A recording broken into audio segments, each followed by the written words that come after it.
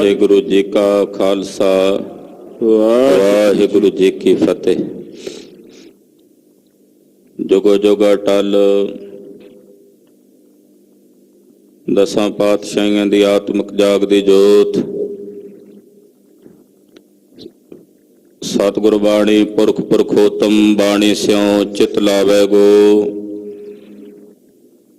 गुरबाणी सुनत मेरा मन द्रविया मन भीना निज घर आवै गो।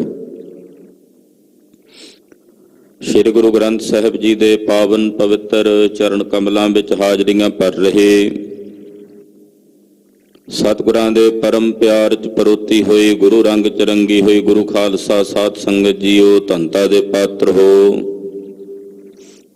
अमृत वेले तो साहिब नौवें पातशाह श्री गुरु तेग बहादुर साहब जी दे पवित्र पावन सचखंड दरबार अंदर हाजरियां भर के अपने जीवन दियां कुछ घड़ियां समा सवास गुरु लेखे लाउंदियां सफला ते सकारथा कर रहे हो।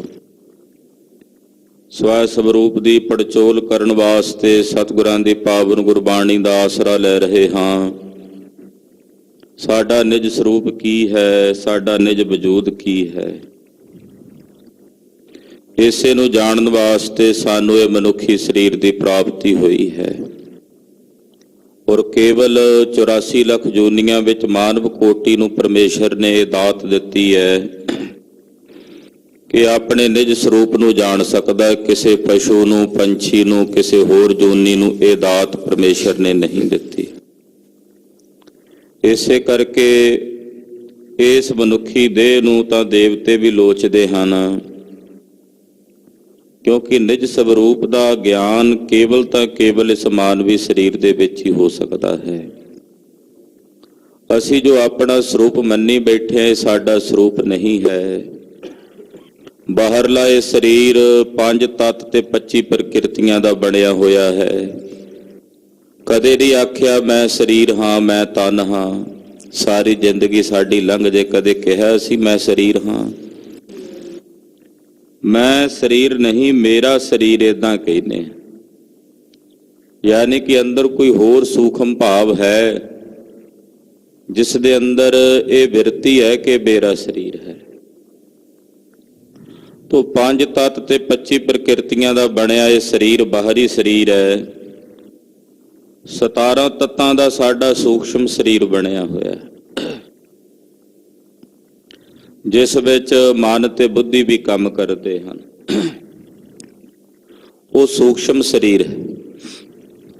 इसे तरह उहदे अंदर एक तीसरा शरीर उसनूं कारण शरीर कहंदे हो, अविद्या तो बनिया होया है। अविद्या तो अज्ञान तो बनिया होया कारण शरीर है। फिर उहदे च जाके साडा निज स्वरूप विराजमान है जो साडा अपना स्वरूप है। ये 3 पड़दे जिहड़े ने लंघ के फिर उत्थे तक पहुंचिया जांदा है। इन्हां 3 पड़दियां दे विचों ही 5 कोश हन। आउण वाले कुछ दिनां ताईं शाम की जो इतिहास की कथा चलनी है उहदे विच प्यारे भाई दया सिंह जी ने इन्हां विषयां दे उत्ते कि 5 कोश 3 शरीर आदि विद्या की है बहुत ही गूढ़ ज्ञान भाई साहब जी ने बख्शना। आपां गुरु साहब की किरपा नाल विचारांगे। तो अपने निज स्वरूप का विशेषण जानन लई कि साडा निज स्वरूप की है, असी सारे सतगुरां दी संगत विच जुड़ बैठे। यही साडा प्रयोजन है। होर भावें जितने प्रकार के प्रयोजन असीं अपने हिरदे च रखे होण कि सतगुरु जी सानू आ दे दिओ आ दे दिओ, वो तो संसार दे हन, सुते सिद्ध सुभाव मिल जाणगे। पर साडा असल प्रयोजन परमार्थ दे पांधी बन के अपने निज स्वरूप नूं खोजना है। बंदे खोज दिल हर रोज अपने हिरदे विच अपने निज स्वरूप नूं खोजना है। आओ पातशाह दे अमृत बचन रल मिल के विचारीए। गरीब नवाज सतगुरु धन गुरु अर्जन देव साहब जी दे चरनां विच अपनियां सुरतियां बिरतियां केंद्रित करदिआं समूह माई भाई अपनी रसना नूं पवित्र करो ते आखो जी सतनाम श्री वाहिगुरु साहिब जी। सतनाम वाहिगुरु साहिब जी। तनासरी महला पंजवा। ਜਿਸ ਕਾ ਤਨ ਮਨ ਧਨ ਸਭ ਤਿਸ ਕਾ, ਸੋਈ ਸੁਘੜ ਸੁਜਾਨੇ। ਰਾਗ ਧਨਾਸਰੀ ਹੈ ਔਰ ਪੰਜਵੇਂ ਪਾਤਸ਼ਾਹ ਸ੍ਰੀ ਗੁਰੂ ਅਰਜਨ ਦੇਵ ਸਾਹਿਬ ਜੀ ਦਾ ਉਚਾਰਨ ਕੀਤਾ ਹੋਇਆ ਪਵਿੱਤਰ ਸ੍ਰੀ ਮੁਖਵਾਕ ਸ਼ਬਦ ਹੈ। ਸਮਰਪਣ ਦਾ ਭਾਵ ਸਤਿਗੁਰੂ ਜੀ ਸਾਨੂੰ ਸਿਖਾ ਰਹੇ ਨੇ। ਸਮਰਪਣ ਕਰਨਾ ਹੀ ਸਭ ਤੋਂ ਵੱਡੀ ਔਖੀ ਘਾਟੀ ਹੈ। ਖੰਡੇ ਦੀ ਪਹੁਲ ਲੈਣ ਵਾਸਤੇ ਪੰਜਾਂ ਨੇ ਆਪਣੇ ਸਿਰ ਅਰਪਣ ਕੀਤੇ ਨੇ ਔਰ ਅਰਪਣ ਕਰਨ ਤੋਂ ਬਾਅਦ ਹੀ ਮਹਾਰਾਜ ਜੀ ਕੋਲੋਂ ਖੰਡੇ ਦੀ ਪਹੁਲ ਪ੍ਰਾਪਤ ਹੋਈ। ਆਪਾਂ ਜਿਤਨੇ ਵੀ ਖੰਡੇ ਦੀ ਧਾਰ ਤੇ ਖੰਡੇ ਦੀ ਪਹੁਲ ਛਕਣ ਵਾਲੇ ਖੰਡੇ ਦੇ ਪਹੁਲੀਏ ਹਾਂ, ਸਾਡੇ ਸਾਰਿਆਂ ਦੇ ਸਿਰ ਮਹਾਰਾਜ ਜੀ ਦੇ ਚਰਨਾਂ ਵਿੱਚ ਸਮਰਪਣ ਹਨ। ਮਤ ਕਿਸੇ ਦੇ ਹਿਰਦੇ 'ਚ ਭਰਮ ਹੋਵੇ ਕਿ ਇਹ ਸਿਰ ਸਾਡਾ ਹੈ, ਇਹ ਗੁਰੂ ਸਾਹਿਬ ਜੀ ਦੀ ਅਮਾਨਤ ਹੈ, ਮਹਾਰਾਜ ਜੀ ਦੇ ਚਰਨਾਂ 'ਚ ਅਰਪਣ ਕੀਤਾ ਹੋਇਆ। ਤੁਹਾਡੇ ਜਿਤਨੇ ਵੀ ਸੀਸ ਹਨ, ਸਾਰੇ ਖੰਡੇ ਕੇ ਪਹੁਲ ਛਕਣ ਵਾਲੇ ਅੰਮ੍ਰਿਤਧਾਰੀ ਸਿੱਖਾਂ ਦੇ ਉਹ ਗੁਰੂ ਪਾਤਸ਼ਾਹ ਦੇ ਹਨ ਔਰ ਉਹਨਾਂ ਦੇ ਵਿੱਚ ਜਿਹੜੀ ਦ੍ਰਿਸ਼ਟੀ ਹੈ ਉਹ ਕਲਗੀਧਰ ਦੀ ਦ੍ਰਿਸ਼ਟੀ ਵਰਤ ਰਹੀ ਹੈ। ਇਹ ਸਮਰਪਣ ਦਾ ਭਾਵ ਸਤਿਗੁਰਾਂ ਨੇ ਸਾਨੂੰ ਸਿਖਾਇਆ। ਸਮਰਪਣ ਕਿਸ ਤਰ੍ਹਾਂ ਦਾ ਹੋਵੇ, ਗੁਰ ਇਤਿਹਾਸ ਵਿੱਚੋਂ ਸਾਨੂੰ ਇਹਦਾ ਗਿਆਨ ਪ੍ਰਾਪਤ ਹੋ ਜਾਂਦਾ। ਭਾਈ ਲਹਿਣੇ ਨੂੰ ਆਖਿਆ, ਲਹਿਣਾ ਜੀ ਜਾਓ, ਅੱਧੀ ਰਾਤ ਦਾ ਵੇਲਾ, ਪੋਹ ਦੀਆਂ ਸਰਦ ਰਾਤਾਂ ਨੇ, ਆ ਸਾਡੀ ਚਾਦਰ ਹੈ, ਧੋ ਕੇ ਤੇ ਸੁਕਾ ਕੇ ਲਿਆਓ। ਇਹ ਬਚਨ ਪਹਿਲਾਂ ਬਾਬਾ ਸ਼੍ਰੀ ਚੰਦ ਜੀ ਲਖਮੀ ਦਾਸ ਜੀ ਨੂੰ ਕਿਹਾ। ਉਹਨਾਂ ਸਾਡੇ ਵਾਂਗੂ ਜਵਾਬ ਦਿੱਤਾ, ਮਹਾਰਾਜ ਸਰਦੀਆਂ ਦੇ ਦਿਨ ਨੇ, ਸਰਦੀਆਂ ਦੇ ਦਿਨ ਵਿੱਚ ਤਾਂ ਉਦਾਂ 4-4 ਦਿਨ ਨਹੀਂ ਕੱਪੜਾ ਸੁੱਕਦਾ ਤੇ ਅੱਧੀ ਰਾਤ ਦਾ ਵੇਲਾ ਹੈ, ਚਾਦਰ ਧੋਣ ਨੂੰ ਕਿਹੜਾ ਕੋਈ ਇੰਨਾ ਔਖਾ ਕੰਮ ਹੈ, ਪਰ ਇਹ ਸਵੇਰੇ ਦਿਨ ਚੜ੍ਹਿਆਂ ਵੀ ਧੋਈ ਜਾ ਸਕਦੀ ਹੈ। ਪਰ ਭਾਈ ਲਹਿਣਾ ਜੀ ਨੇ ਇਹੋ ਜਿਹਾ ਸਮਰਪਣ ਕੀਤਾ ਹੋਇਆ, ਗੁਰੂ ਪਾਤਸ਼ਾਹ ਦਾ ਹੁਕਮ, ਉਸੇ ਵੇਲੇ ਚਾਦਰ ਲੈ ਕੇ ਚੱਲ ਪਏ ਔਰ ਜਾ ਕੇ ਉਹ ਚਾਦਰ ਧੋਈ ਹੈ। ਅੱਧੀ ਰਾਤ ਦੇ ਵੇਲੇ ਕੜਕਦੀ ਧੁੱਪ ਚੜੀ ਹੈ ਤੇ ਉਹਦੇ ਚੋਂ ਚਾਦਰ ਸੁਕਾ ਕੇ ਵੀ ਲਿਆਏ ਨੇ। ਕੋਈ ਆਖੇ ਕਿ ਚਮਤਕਾਰ ਕਿਵੇਂ ਹੋ ਸਕਦਾ ਹੈ ਕਿ ਅੱਧੀ ਰਾਤ ਨੂੰ ਦਿਨ ਚੜ੍ਹ ਸਕਦਾ, ਕਿਤੇ ਧੁੱਪ ਚੜ੍ਹ ਸਕਦੀ ਹੈ? ਤਾਂ ਉਹਦਾ ਜਵਾਬ ਪਰਸੋਂ ਮਹਾਰਾਜ ਜੀ ਨੇ ਬਖਸ਼ਿਆ ਸੀ। ਦੀਵਾਲੀ ਦੇ ਮਹੱਲੇ ਤੇ ਸ੍ਰੀ ਦਰਬਾਰ ਸਾਹਿਬ ਦੀ ਯਾਤਰਾ ਤੇ ਗਏ ਸਾਂ। ਦੁਪਹਿਰੇ 1:30 ਵਜੇ ਏਦਾਂ ਹਨੇਰਾ ਪਿਆ ਹੋਇਆ ਸੀ ਵੀ ਜਿਵੇਂ ਰਾਤ ਦੇ 8 ਵਜੇ ਹੋਣ, ਲਾਈਟਾਂ ਜਗੀਆਂ ਹੋਈਆਂ।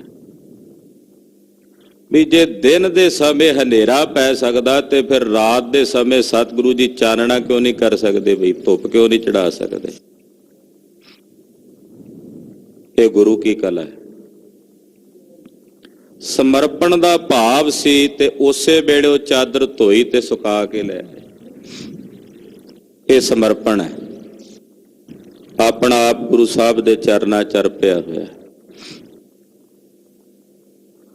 ਜਿਸ ਦਾ ਤਨ ਹੈ, ਜਿਸ ਦਾ ਧਨ ਹੈ, ਉਹਦੇ ਮਨ ਵੀ ਜਿਸ ਉਸੇ ਦਾ, ਅਕਾਲ ਪੁਰਖ ਦਾ ਹੈ, ਗੁਰੂ ਦਾ ਹੈ। ਤਨ ਵੀ ਉਸੇ ਦਾ, ਮਨ ਵੀ ਉਸੇ ਦਾ, ਧਨ ਵੀ ਉਸੇ ਦਾ। ਔਰ ਉਹੀ ਹੈ ਜੋ ਸ੍ਰੇਸ਼ਟ ਘਾੜਤ ਕੱਢਣ ਵਾਲਾ ਹੈ। ਸੁਗੜ ਦਾ ਮਤਲਬ ਹੁੰਦਾ ਚੰਗੀ ਤਰ੍ਹਾਂ ਸੋਹਣੀ ਘਾੜਤ ਕੱਢਣ ਵਾਲਾ। ਵਾਹਿਗੁਰੂ ਪਰਮੇਸ਼ਰ ਤੋਂ ਬਿਨਾਂ ਘਾੜਤ ਕੱਢਣ ਵਾਲਾ, ਘੜਨੇਹਾਰ ਕੋਈ ਦੂਜਾ ਨਹੀਂ। ਉਸ ਦੀ ਘਾੜਤ ਬੜੀ ਅਪਰੰਪਾਰ ਹੈ। ਪਰਮੇਸ਼ਰ ਨੇ ਜੋ ਕੁਝ ਵੀ ਘੜਿਆ ਨਾ, ਬੜੇ ਕਮਾਲ ਦਾ। ਅਸਚਰਜ ਹੀ ਹੈ, ਵਿਸਮਾਦ ਹੀ ਹੈ। ਛੋਟੀ ਜਿਹੀ ਕੀੜੀ ਤੋਂ ਲੈ ਕੇ ਹਾਥੀ ਤੱਕ ਜਿਹੜੀ ਘਾੜਤ ਪਰਮੇਸ਼ਰ ਨੇ ਜੀਵਾਂ ਜੰਤੂਆਂ ਦੀ ਘੜੀ ਹੈ, ਮੱਛਰ ਤੋਂ ਲੈ ਕੇ ਗਰੁੜ ਤੱਕ, ਇੱਕ ਘਾਹ ਦੇ ਕਿਣਕੇ ਤੋਂ ਲੈ ਕੇ ਚੰਦਨ ਦੀ ਲੱਕੜ ਤੱਕ ਜਿਤਨੀ ਬਨਸਪਤੀ, ਇਹ ਮੋਟੀ ਜੀ ਜਿਵੇਂ ਦੋ ਸਿਰੇ ਫੜਨੇ ਹੋਣ ਨਾ, ਵੀ ਸਾਰੀਆਂ ਚੀਜ਼ਾਂ ਨੂੰ ਗਿਣਨ ਲਈ ਕੜਾ ਕੁੰਡਲ ਨਿਆਏ ਕਹਿੰਦੇ ਉਹਨੂੰ, ਵੀ ਕੜਾ ਕੁੰਡਲ ਨਿਆਏ ਦੇ ਮੁਤਾਬਕ ਵੀ ਕੜਾਏ ਦੇ ਦੋ ਕੁੰਡੇ ਫੜੋ ਤੇ ਸਾਰਾ ਕੜਾਇਆ ਨਾਲ ਹੀ ਚੁੱਕਿਆ ਜਾਂਦਾ। ਵੀ ਜਦੋਂ ਮੱਛਰ ਤੋਂ ਲੈ ਕੇ ਗਰੁੜ ਤੱਕ ਕਹੋ ਤੇ ਜਿਤਨੇ ਉੱਡਣ ਵਾਲੇ ਜੀਵ ਨੇ, ਪੰਛੀ ਦੇ, ਸਾਰੇ ਆ ਜਾਂਦੇ ਨੇ। ਕੀੜੀ ਤੋਂ ਲੈ ਕੇ ਹਾਥੀ ਤੱਕ ਕਹੋ ਤੇ ਸਾਰੇ ਜਾਨਵਰ ਪਸ਼ੂ ਆ ਜਾਂਦੇ ਨੇ ਵਿੱਚ। ਘਾਹ ਦੇ ਕਿਣਕੇ ਤੋਂ ਲੈ ਕੇ ਚੰਦਨ ਤੱਕ ਕਹੋ ਤਾਂ ਸਾਰੀ ਬਨਸਪਤੀ ਆ ਜਾਂਦੀ ਹੈ। ਔਰ ਫਿਰ ਇਹ ਜਿਤਨੀ ਕੁਦਰਤ ਹੈ, ਪਹਾੜ ਨੇ, ਨਦੀਆਂ ਨੇ, ਦਰਿਆ ਨੇ, ਇਹ ਨਿਰੰਕਾਰ ਅਕਾਲ ਪੁਰਖ ਵਾਹਿਗੁਰੂ ਪਰਮੇਸ਼ਰ ਦੀ ਘੜੀ ਹੋਈ ਸ੍ਰੇਸ਼ਟ ਘਾੜਤ ਹੈ ਔਰ ਬੜੀ ਅਸਚਰਜ। ਉਹ ਸ੍ਰੇਸ਼ਟ ਘਾੜਤ ਘੜਨ ਵਾਲਾ ਇਹੋ ਜਿਹਾ ਘੜਨਹਾਰ ਹੈ ਕਿ ਇੱਕ ਜਿਹਾ ਦੂਜਾ ਨਹੀਂ ਪੈਦਾ ਕੀਤਾ। ਆਖਰਕਾਰ ਘੜੇ ਦਾ ਕਰਤਾ ਘੁਮਿਆਰ ਘੜੇ ਵੀ ਬਣਾਉਂਦਾ ਤੇ ਇੱਕੋ ਜਿਹੇ ਨਹੀਂ ਬਣਾ ਸਕਦਾ। ਕੋਈ ਨਾ ਕੋਈ ਫਰਕ 19-21 ਦਾ ਰਹਿ ਹੀ ਜਾਂਦਾ ਜੇ ਬਣਾਉਣ ਲੱਗੇ। ਪਰ ਪਾਰ ਬ੍ਰਹਮ ਵਿਧਾਤੇ ਨੇ, ਪਰਮੇਸ਼ਰ ਨੇ ਕਿਹੋ ਜਿਹੀ ਘਾੜਤ ਘੜੀ ਹੈ ਕਿ ਇੱਕ ਜੀਵ ਵਰਗਾ ਦੂਜਾ ਜੀਵ ਨਹੀਂ ਬਣਾਇਆ, ਇੱਕ ਦਰਖਤ ਵਰਗਾ ਦੂਜਾ ਦਰਖਤ ਨਹੀਂ ਬਣਾਇਆ, ਇੱਕ ਨਦੀ ਵਰਗੀ ਦੂਜੀ ਨਦੀ ਨਹੀਂ। ਇੱਕ ਨਦੀ ਦਾ ਪਾਣੀ ਵੇਖੋਗੇ ਹੋਰ ਰੰਗ ਦਾ, ਦੂਸਰੀ ਨਦੀ ਦਾ ਵੇਖੋਗੇ ਹੋਰ ਰੰਗ ਦਾ। ਇਹ ਅਕਾਲ ਪੁਰਖ ਪਰਮੇਸ਼ਰ ਦੀ ਸ੍ਰੇਸ਼ਟ ਘਾੜਤ ਦਾ ਪ੍ਰਤੱਖ ਪ੍ਰਮਾਣ ਹੈ। ਹੁਣ ਪ੍ਰਤੱਖ ਨੂੰ ਤੇ ਪ੍ਰਮਾਣ ਦੀ ਜ਼ਰੂਰਤ ਨਹੀਂ ਹੁੰਦੀ, ਕਿਉਂਕਿ ਪ੍ਰਮਾਣ ਜਿਹੜੇ ਨੇ ਉਹ 5 ਪ੍ਰਕਾਰ ਦੇ ਕਹੇ ਹੈ।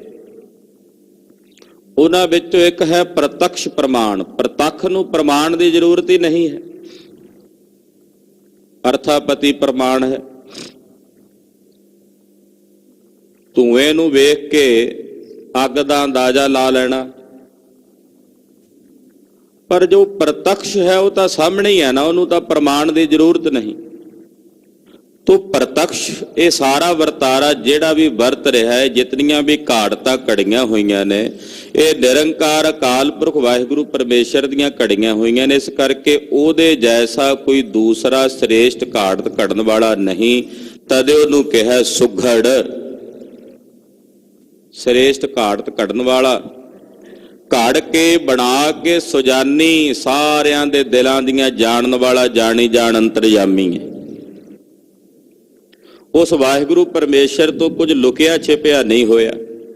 ਉਹ ਸਾਰਿਆਂ ਦੇ ਹਿਰਦੇ ਦੀ ਸ੍ਰੇਸ਼ਟ ਤਰੀਕੇ ਨਾਲ ਭਲੀ, ਪਰ ਸੋ ਦਾ ਅਰਥ ਕਰਾਂਗੇ ਜੋ ਚੰਗੀ ਤਰ੍ਹਾਂ ਭਲੀ ਤਰੀਕੇ ਦੇ ਨਾਲ, ਭਲੀ ਪ੍ਰਕਾਰ ਦੇ ਨਾਲ ਸਭ ਦੇ ਹਿਰਦਿਆਂ ਦੀ ਜਾਣਨ ਵਾਲਾ ਹੈ, ਸਭ ਦੇ ਘਟਾਂ ਦੀ ਜਾਣਨ ਵਾਲਾ ਅੰਤਰਜਾਮੀ ਹੈ। ਤਿਨਹੀ ਸੁਣਿਆ ਦੁਖ ਸੁਖ ਮੇਰਾ, ਤੋ ਬਿਦਨੀ ਕੀ ਖਟਾਨੀ। ਉਸੇ ਨੇ ਮੇਰਾ ਦੁੱਖ ਸੁਣਿਆ ਤੇ ਮੇਰਾ ਸੁੱਖ ਵੀ ਉਸੇ ਨੇ ਸੁਣਿਆ। ਮੈਂ ਅਰਦਾਸ ਬੇਨਤੀ ਉਸੇ ਦੇ ਚਰਨਾਂ 'ਚ ਕਰਦਾ, ਚਾਹੇ ਦੁੱਖ ਹੋਵੇ ਤੇ ਚਾਹੇ ਸੁੱਖ ਹੋਵੇ। ਜਦੋਂ ਉਸਨੇ ਮੇਰਾ ਦੁੱਖ ਸੁੱਖ ਸੁਣ ਲਿਆ, ਮੇਰੀ ਅਰਦਾਸ, ਮੇਰੀ ਬੇਨਤੀ ਸੁਣ ਲਈ, ਤਾਂ ਮੇਰੀ ਸਾਰੀ ਵਿਧੀ ਜਿਹੜੀ ਸੀ ਉਹ ਚੰਗੇ ਤਰੀਕੇ ਦੇ ਨਾਲ, ਨੀਕੀ ਭਲੀ ਪ੍ਰਕਾਰ ਨਾਲ ਮੈਨੂੰ ਪ੍ਰਾਪਤ ਹੋ ਗਈ।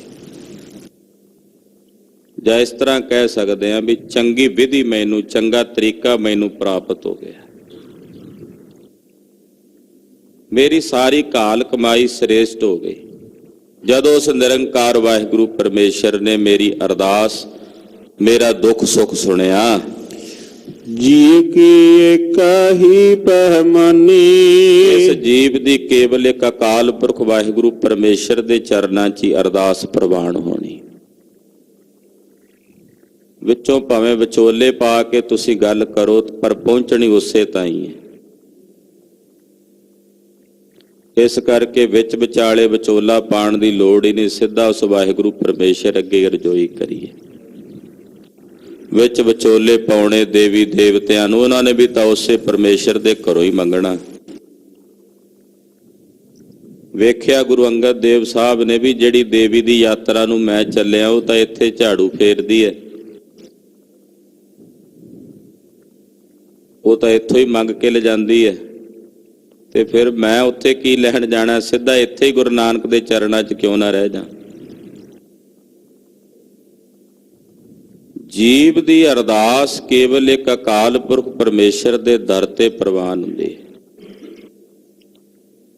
ਇਤਿਹਾਸ ਦੀ ਇੱਕ ਹੋਰ ਘਟਨਾ ਮੇਰੀ ਸਿਮਰਤੀ ਵਿੱਚ, 6ਵੇਂ ਪਾਤਸ਼ਾਹ ਧੰਨ ਗੁਰੂ ਹਰਗੋਬਿੰਦ ਸਾਹਿਬ ਜਦੋਂ ਲਾਹੌਰ ਗਏ ਨੇ, ਸਾਈਂ ਮੀਆਂ ਮੀਰ ਜੀ ਨੇ ਸੁਨੇਹਾ ਭੇਜਿਆ, ਮਹਾਰਾਜ ਬਿਰਧ ਹੋ ਗਿਆ, ਮੇਰੇ ਸਰੀਰ 'ਚ ਤਾਣ ਨਹੀਂ, ਮੈਂ ਆਪ ਚੱਲ ਕੇ ਨਹੀਂ ਆ ਸਕਦਾ, ਮੈਨੂੰ ਦਰਸ਼ਨ ਦਿਓ। ਸਾਈਂ ਮੀਆਂ ਮੀਰ ਜੀ ਦਾ ਤਕੀਆ ਸੀ, ਆਪਾਂ ਡੇਰਾ ਕਹਿ ਦਿੰਦੇ, ਉਹ ਤਕੀਆ ਕਹਿੰਦੇ। 6ਵੇਂ ਪਾਤਸ਼ਾਹ ਚੱਲੇ ਤੇ ਸਾਈਂ ਜੀ ਨੂੰ ਖਬਰ ਹੋਈ ਤੇ ਉਹ ਵੀ ਆਪਣੇ ਘਰੋਂ ਬਾਹਰ ਨਿਕਲ ਕੇ ਮਹਾਰਾਜ ਜੀ ਦਾ ਸਵਾਗਤ ਕਰਨ ਲਈ ਆਏ। ਸਾਹਿਬ ਘੋੜੇ ਤੇ ਸਵਾਰ ਸਨ ਤੇ ਸਾਈਂ ਜੀ ਨੇ ਮਹਾਰਾਜ ਜੀ ਦੇ ਚਰਨਾਂ ਵਾਲੀ ਰਕਾਬ ਇਹਦਾ ਹੱਥਾਂ ਵਿੱਚ ਪਕੜੀ ਤੇ ਸਤਿਗੁਰਾਂ ਨੂੰ ਥੱਲੇ ਉਤਾਰਿਆ ਔਰ ਬੜੇ ਅਦਬ ਨਾਲ ਗੁਰੂ ਹਰਗੋਬਿੰਦ ਸਾਹਿਬ ਦੇ ਚਰਨਾਂ ਤੇ ਮੱਥਾ ਟੇਕਿਆ। ਸਾਈਂ ਮੀਆਂ ਮੀਰ ਜੀ ਦਾ ਇਸਲਾਮ ਧਰਮ ਦੇ ਵਿੱਚ ਸਤਿਕਾਰ ਸੀ। ਉਸ ਵੇਲੇ ਦੇ ਮੁਸਲਮਾਨਾਂ ਨੇ ਕਿੰਤੂ ਕੀਤਾ।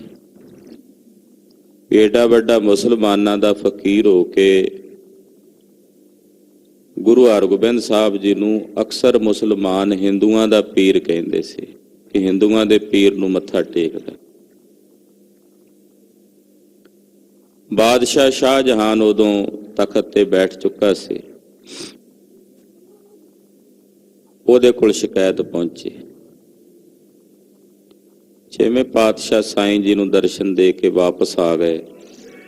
ਫਿਰ ਬਾਦਸ਼ਾਹ ਆਇਆ ਸਾਈਂ ਮੀਆਂ ਮੀਰ ਕੋਲ, ਆ ਕੇ ਕਹਿਣ ਲੱਗਾ, ਸਾਈਂ ਜੀ ਤੁਸੀਂ ਸਾਡੇ ਇਸਲਾਮ ਧਰਮ ਨੂੰ ਨੀਵਾਂ ਕੀਤਾ, ਸਾਡੀ ਤੋਹੀਨ ਕੀਤੀ। ਏਡੇ ਵੱਡੇ ਸਾਡੇ ਪੀਰ ਹੋ ਕੇ ਤੁਸੀਂ ਗੁਰੂ ਹਰਗੋਬਿੰਦ ਸਾਹਿਬ ਦੇ ਚਰਨਾਂ ਤੇ ਨਮਸਕਾਰ ਕੀਤੀ ਹੈ, ਇਹਦੇ ਨਾਲ ਸਾਡੀ ਹੇਠੀ ਹੋਈ, ਤੋਹੀਨ ਹੋਈ। ਸਾਈਂ ਮੀਆਂ ਮੀਰ ਨੇ ਬੜਾ ਸਪਸ਼ਟ ਲਫ਼ਜ਼ਾਂ 'ਚ ਕਿਹਾ, ਬਾਦਸ਼ਾਹ ਅਸੀਂ ਸਾਰੇ ਪੀਰ ਫਕੀਰ ਜਿਤਨੇ ਵੀ ਹਾਂ, ਜਦੋਂ ਅਕਾਲ ਪੁਰਖ ਦੀ ਦਰਗਾਹ ਵਿੱਚ ਜਾਂਦੇ ਹਾਂ, ਖੁਦਾ ਦੀ ਦਰਗਾਹ 'ਚ ਜਾਂਦੇ ਹਾਂ, ਸਾਡੀਆਂ ਸਾਰਿਆਂ ਦੀਆਂ ਲੈਣਾ ਲੱਗੀਆਂ ਹੁੰਦੀਆਂ ਹੱਥ ਜੋੜ ਕੇ ਵਾਰੀ ਦੀ ਉਡੀਕ ਵਾਸਤੇ। ਉੱਥੇ ਇੱਕ ਦਰਵਾਜ਼ਾ ਹੈ, ਉੱਥੇ ਅਸੀਂ ਸਾਰੇ ਖਲੋ ਜਾਂਦੇ ਹੱਥ ਜੋੜ ਕੇ। ਸਾਡੀ ਪੁਕਾਰ ਸੁਣਨ ਵਾਸਤੇ, ਸਾਡੀ ਫਰਿਆਦ ਸੁਣਨ ਵਾਸਤੇ ਉਸ ਦਰਵਾਜ਼ੇ ਨੂੰ ਖੋਲ ਕੇ ਜਿਹੜਾ ਆਉਂਦਾ ਹੈ ਉਹ ਸ੍ਰੀ ਗੁਰੂ ਹਰਗੋਬਿੰਦ ਸਾਹਿਬ ਹੁੰਦੇ ਨੇ। ਇਹ ਆ ਕੇ ਸਾਡੀ ਪੁਕਾਰ ਸੁਣ ਕੇ ਅੰਦਰ ਜਾਂਦੇ ਨੇ। ਹੁਣ ਸਾਨੂੰ ਨਹੀਂ ਪਤਾ ਕਿ ਅੰਦਰ ਕੋਈ ਖੁਦਾ ਵੱਖਰਾ ਹੈ ਜਾਂ ਇਹੀ ਖੁਦਾ ਨੇ, ਸਾਡੀ ਪੁਕਾਰ ਇਹ ਸੁਣਦੇ ਨੇ। ਮੈਂ ਇਸ ਕਰਕੇ ਇਹਨਾਂ ਦਾ ਸਤਿਕਾਰ ਕੀਤਾ। ਇਹੀ ਹੁੰਦੇ ਨੇ ਜਿਹੜੇ ਸਾਡੀਆਂ ਫਰਿਆਦਾਂ ਸੁਣਦੇ ਨੇ। ਤੁਸੀਂ ਜੈਸੇ, ਤੁਹਾਡੇ ਜੈਸੇ ਸਾਡੇ ਆ ਕੇ ਜੋ ਮੰਗਦੇ ਨੇ ਮੁਰੀਦ ਬਣ ਕੇ, ਅਸੀਂ ਇਹਨਾਂ ਕੋਲੋਂ ਮੰਗਦੇ ਹਾਂ, ਇਹ ਸਾਨੂੰ ਬਖਸ਼ਦੇ ਹੈ। ਪੂਰੇ ਸਪਸ਼ਟ ਹੈ। ਇਹਦੇ ਚ ਸਾਈਂ ਮੀਆਂ ਮੀਰ ਜੀ ਦੇ ਕਈ ਬਚਨਾਂ ਵਿੱਚ ਕੋਈ ਅਤਿਯੁਕਤੀ ਨਹੀਂ ਹੈ, ਕਲਪਨਾ ਨਹੀਂ ਹੈ, ਸੱਚਾਈ ਹੈ। ਇੱਕ ਸਾਧੂ, ਇੱਕ ਮਹਾਤਮਾ, ਇੱਕ ਸੰਤ ਮਰਦਾ ਮਰ ਜਾਵੇ ਪਰ ਉਸ ਦੀ ਰਸਨਾ ਤੇ ਝੂਠ ਨਹੀਂ ਆਉਂਦਾ, ਸੱਤ ਹੁੰਦਾ। ਉਹ ਜੋ ਬੋਲਦਾ ਸੱਤ ਹੈ। ਨਾਨਕ ਦਾਸ ਮੁਖ ਤੇ ਜੋ ਬੋਲੇ, ਇਹਾਂ ਊਹਾਂ ਸੱਚ ਹੋਵੇ, ਉਹ ਸੱਚ ਹੈ।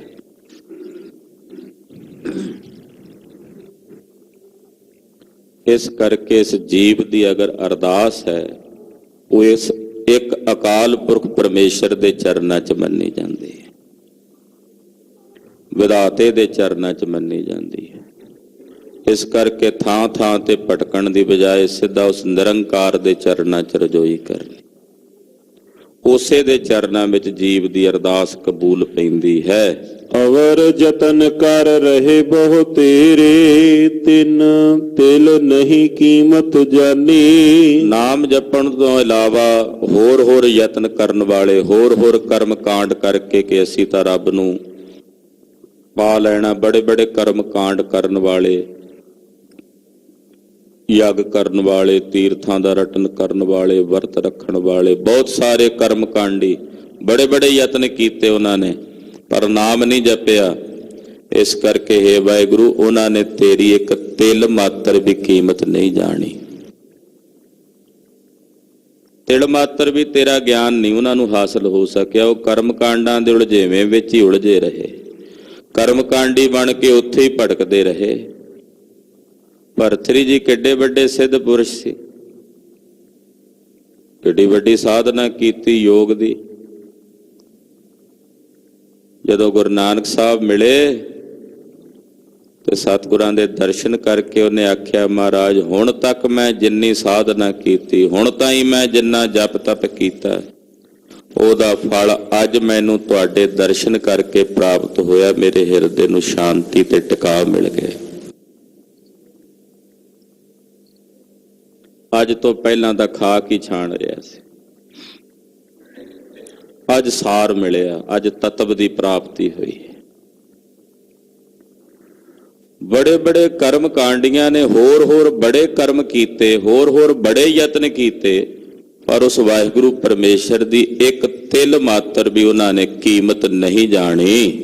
ਰਹਾਉ ਅੰਮ੍ਰਿਤ ਨਾਮ ਨਿਰਮੋਲਕ ਹੀਰਾ, ਗੁਰ ਦੀਨੋ ਮੰਤਾਨੀ। ਵਾਹਿਗੁਰੂ ਪਰਮੇਸ਼ਰ ਦਾ ਨਾਮ ਅੰਮ੍ਰਿਤ ਹੈ, ਮੁਰਦਿਆਂ ਨੂੰ ਜਿਉਂਦਾ ਕਰਦਾ। ਮਰ ਗਏ ਨੇ ਜਿਹੜੇ ਰੱਬ ਦੀ ਤਰਫੋਂ, ਪਰਮੇਸ਼ਰ ਵੱਲੋਂ ਜਿਹੜੇ ਮਰੇ ਹੋਏ ਨੇ, ਨਾਮ ਉਹਨਾਂ ਨੂੰ ਵਾਹਿਗੁਰੂ ਪਰਮੇਸ਼ਰ ਵੱਲੋਂ ਸੁਰਜੀਤ ਕਰ ਦਿੰਦਾ ਹੈ। ਇਸ ਕਰਕੇ ਹਰੀ ਨਾਮ ਅੰਮ੍ਰਿਤ ਹੈ। ਇਹ ਅੰਮ੍ਰਿਤ ਨਾਮ ਹੈ ਨਿਰਮੋਲਕ ਹੀਰਾ, ਇਹਦਾ ਕੋਈ ਮੁੱਲ ਨਹੀਂ। ਇਹ ਨਿਰਮੋਲਕ ਹੀਰਾ। ਔਰ ਗੁਰੂ ਪਾਤਸ਼ਾਹ ਨੇ ਸਾਨੂੰ ਐਸਾ ਅੰਮ੍ਰਿਤ ਨਾਮ ਮੰਤਰ ਵਜੋਂ ਦਿੱਤਾ, ਗੁਰ ਦੀਨੋ ਮੰਤਾਨੀ। ਗੁਰੂ ਪਾਤਸ਼ਾਹ ਨੇ, ਪੰਜਾਂ ਪਿਆਰਿਆਂ ਨੇ ਸਾਨੂੰ ਇਹ ਪਾਵਨ ਅੰਮ੍ਰਿਤ ਨਾਮ ਮੰਤਰ ਵਜੋਂ ਦਿੱਤਾ ਹੈ। ਡਿਗਾ ਨਾ ਡੋਲਾ ਦ੍ਰਿੜ ਕਰ ਰਹੇ ਹੋ, ਪੂਰਨ ਹੋਏ ਤ੍ਰਿਪਤਾਨੀ। ਜਿਨ੍ਹਾਂ ਦੇ ਹਿਰਦੇ ਵਿੱਚ ਅੰਮ੍ਰਿਤ ਨਾਮ ਵਸ ਜਾਂਦਾ ਹੈ, ਉਹ ਆਪਣੇ ਨਿਸ਼ਚੇ ਤੋਂ, ਆਪਣੇ ਕਿਰਦਾਰ ਤੋਂ ਡਿੱਗਦੇ ਨਹੀਂ, ਨਾ ਡੋਲਦੇ ਨੇ। ਅਸੀਂ ਸਵੇਰ ਤੋਂ ਲੈ ਕੇ ਰਾਤ ਦੇ ਸੌਣ ਤੱਕ, ਤੇ ਸੌਣ ਤੋਂ ਬਾਅਦ ਸੁਪਨੇ ਵਿੱਚ ਵੀ ਡਾਵਾਂ ਡੋਲ ਹੋਈ ਜਾਂਦੇ ਹਾਂ। ਸਾਡਾ ਮਨ ਅਡੋਲ ਨਹੀਂ ਹੈ। ਮਾਫ ਕਰਨਾ, ਮੇਰੇ ਸਮੇਤ ਆਪਾਂ ਸਾਰੇ ਗੁਰੂ ਕੀ ਹਜ਼ੂਰੀ ਵਿੱਚ ਆਉਂਦੇ ਹਾਂ, ਪਰ ਸਤਿਗੁਰਾਂ ਤੇ ਪੂਰਨ ਅਡੋਲ ਨਿਸ਼ਚਾ ਸਾਡਾ ਨਹੀਂ। ਕਈ ਵਾਰੀ ਮਨ ਡੋਲਦਾ, ਖਬਰੇ ਕੀ ਹੋਵੇਗਾ, ਕੀ ਬਣੇਗਾ।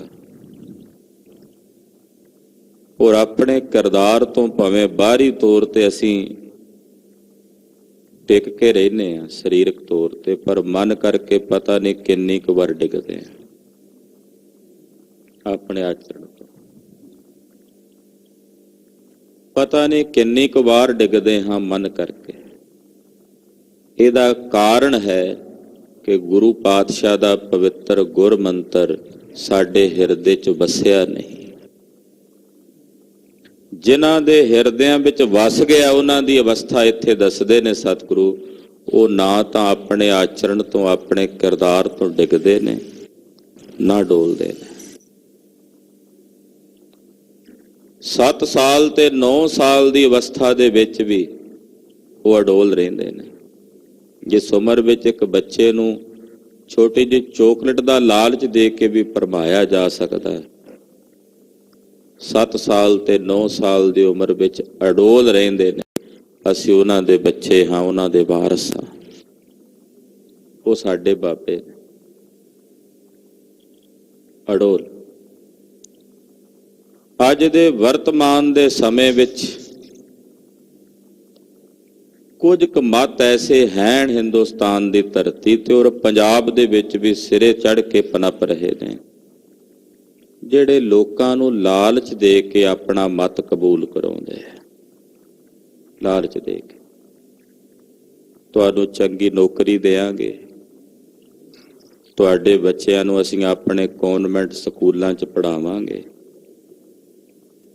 ਤੁਹਾਡੇ ਲਈ ਅਸੀਂ ਅਰਦਾਸ ਕਰਾਂਗੇ। ਉਹ ਇਦਾਂ ਦੇ ਬਹੁਤ ਸਾਰੇ ਲਾਲਚ ਦੇ ਕੇ ਬਹੁਤ ਸਾਰਿਆਂ ਲੋਕਾਂ ਨੂੰ ਭਰਮਾ ਕੇ ਆਪਣੀ ਗਿਣਤੀ ਵਧਾਉਣ 'ਚ ਲੱਗੇ ਹੋਏ ਆ। ਸੁਚੇਤ ਹੋਣ ਦੀ ਜ਼ਰੂਰਤ ਹੈ। ਇਹ ਜਿਹੜੀ ਫਿਰਤ ਚੱਲ ਰਹੀ ਹੈ ਸਮਾਜ ਵਿੱਚ, ਇਹ ਸਮਾਜ ਲਈ ਘਾਤਕ ਹੈ। ਅੱਜ ਜਿਨ੍ਹਾਂ ਨੂੰ ਲਾਲਚ ਦੇ ਕੇ ਤੁਸੀਂ ਆਪਣੇ ਮੱਤ 'ਚ ਲਿਆ ਰਹੇ ਹੋ, ਕੱਲ ਨੂੰ ਕੋਈ ਦੂਸਰਾ ਤੁਹਾਡੇ ਤੋਂ ਵੱਧ ਲਾਲਚ ਦੇਗਾ, ਉਹ ਆਪਣੇ ਮੱਤ 'ਚ ਲੈ ਜਾਏਗਾ। ਇਹੋ ਜਿਹੇ ਲੋਕਾਂ ਦਾ ਕੋਈ ਕਿਰਦਾਰ ਨਹੀਂ, ਤੇ ਇਹੋ ਜਿਹੇ ਲੋਕਾਂ ਨੂੰ ਕਦੇ ਸਿੱਖ ਸਮਝਣ ਦਾ ਭੁਲੇਖਾ ਨਾ ਰੱਖਿਓ ਵੀ ਇਹ ਸਿੱਖ ਨੇ। ਚੰਗਾ ਹੋਇਆ ਇਹੋ ਜਿਹਾ ਆਲ ਬਾਲ ਜਿਹਾ ਨਿਕਲ ਗਿਆ। ਉਹ ਭੇਖ ਦੇ ਵਿੱਚ ਛੁਪੇ ਹੋਏ ਸਿੱਖੀ, ਭੇਖ ਦੇ ਵਿੱਚ ਛੁਪੇ ਹੋਏ ਭੇਖੀ ਸਨ। ਜਿਹੜਾ ਸਿੱਖ ਹੈ ਉਹਦੇ ਘਰ ਵਿੱਚ ਭਾਵੇਂ 2 ਵੇਲੇ ਦਾ ਪ੍ਰਸ਼ਾਦਾ ਵੀ ਨਾ ਪੱਕੇ, ਪਰ ਉਹਦੀ ਮੰਗ ਹੁੰਦੀ ਹੈ, ਮੇਰੇ ਸਾਹਿਬ ਤੁਹਾਡੀ ਸਿੱਖੀ ਕੇਸਾਂ ਸਵਾਸਾਂ ਨਾਲ ਨਿਭ ਜਾਏ, ਸਿੱਖੀ ਕੇਸਾਂ ਸਵਾਸਾਂ ਨਾਲ ਨਿਭ ਜਾਏ। ਡਿੱਗਾ ਨਾ ਡੋਲੇ, ਉਹ ਆਪਣੇ ਨਿਸ਼ਚੇ ਤੋਂ ਨਾ ਡਿੱਗਦਾ ਨਾ ਡਾਵਾਂ ਡੋਲ ਹੁੰਦਾ, ਅਡੋਲ। ਥੋੜੇ ਯਤਨ ਨਹੀਂ ਕੀਤੇ ਗਏ ਖਾਲਸੇ ਨੂੰ ਡਲਾਉਣ ਦੇ। 1708 ਤੋਂ ਲੈ ਕੇ ਬੜਾ ਲੰਮਾ ਸਮਾਂ ਖਾਲਸੇ ਰਾਜ ਦੀ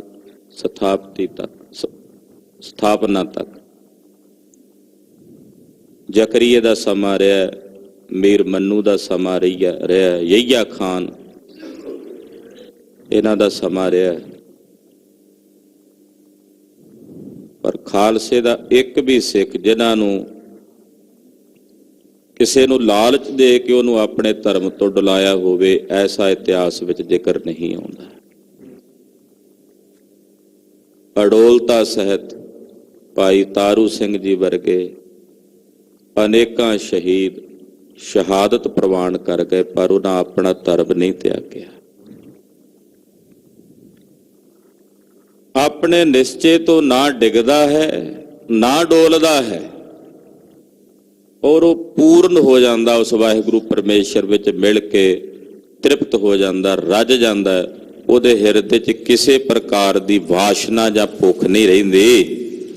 ओए जो बीच हम तुम कछ होते तिनकी बात बिलानी। ਉਹ ਜੋ ਸਾਡੇ ਵਿੱਚ ਹਮ ਤੁਮ ਦੀ ਬਿਰਤੀ ਸੀ, ਮੈਂ ਤੂੰ ਦੀ ਬਿਰਤੀ ਸੀ, ਉਹ ਖਤਮ ਹੋ ਗਈ। ਉਹ ਤਾਂ ਗੱਲ ਹੀ ਚਲੀ ਗਈ। ਮੈਂ ਤੂੰ ਦੀ ਤਾਂ ਭੇਦ ਰਿਹਾ ਹੀ ਨਹੀਂ ਇੱਥੇ। ਮੈਂ ਤੂੰ ਤਹਾਂ ਨਾ ਸੰਭਵ ਹੈ, ਉੱਥੇ ਹੁਣ ਮੈਂ ਤੇ ਤੂੰ ਦਾ ਫਰਕ ਹੀ ਨਹੀਂ ਰਿਹਾ। ਹੁਣ ਤਾਂ ਇੱਕੋ ਇੱਕ ਮੈਂ ਤੇ ਤੂੰ ਦੀ ਜਿਹੜੀ ਬਿਰਤੀ ਸੀ ਉਹ ਸਮਾਪਤ ਹੋ ਗਈ ਹੈ, ਖਤਮ ਹੋ ਗਈ ਹੈ। अलंकार मिल थैली हुई है ताती कनक वखानी।